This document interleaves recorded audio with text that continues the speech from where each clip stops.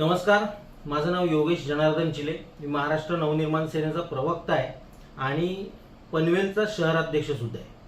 मित्रांनो, आज मराठी कामगार सेनेचे अध्यक्ष महेश जाधव यांना मारहाण झाली. या मारहाणीनंतर त्यांनी गाडीतच एक व्हिडिओ लाईव्ह केलं आणि त्या लाईव्हमध्ये त्यांनी माननीय राजसाहेब, माननीय अमित साहेब यांच्यावरती अनेक खोटे आरोप केलेले आहेत. या आरोपांचं उत्तर देण्याएवढं महेश जाधव मोठे नाही आहेत, तरीही लोकांच्या माहितीसाठी काही गोष्टी समोर येणं अत्यंत गरजेचं होतं, म्हणून हा व्हिडिओ मी बनवतोय. मराठी कामगार सेनेच्या माध्यमातून महेश जाधव हे अनेक बिल्डरांना पत्र टाकत होते, अनेक बिल्डरांकडून खंडणी मागत होते. या सगळ्याच्या तक्रारी या सातत्याने राजगडवरती येत होत्या. अनेक कंपन्यांचे जे मालक आहेत त्या मालकांचे राजगडवरती तक्रारी येत होत्या की मराठी कामगार सेनेच्या माध्यमातून आमची पिळवणूक सुरू आहे, आम्ही कामगारांची देणी देण्यासाठी तयार आहोत, मात्र कुठेतरी ती देणी देण्यासाठी सुद्धा अडसर केला जातोय आणि त्याच्या व्यतिरिक्त आमच्याकडे काही मागण्या केल्या जातात. याबद्दल मराठी कामगार सेनेच्या अध्यक्षांना सातत्याने सूचना देण्यात आल्या. त्यांच्या विरोधात कारवाई करण्याची त्यांना बऱ्याच वेळा सांगण्यात आलं होतं, परंतु त्यानंतरही त्यांनी त्यांचे हे प्रकार थांबवले नव्हते.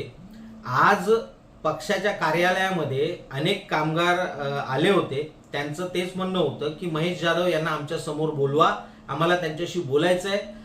ज्यावेळी महेश जाधव हे कामगारांच्या समोर आले आणि कामगारांनी ज्यावेळी त्यांना काही प्रश्न विचारले आणि त्याची उद्धटपणे त्यांनी उत्तरं दिली, त्यावेळी कामगारांनी प्रक्षुब्ध होऊन त्यांच्यावरती हात टाकला.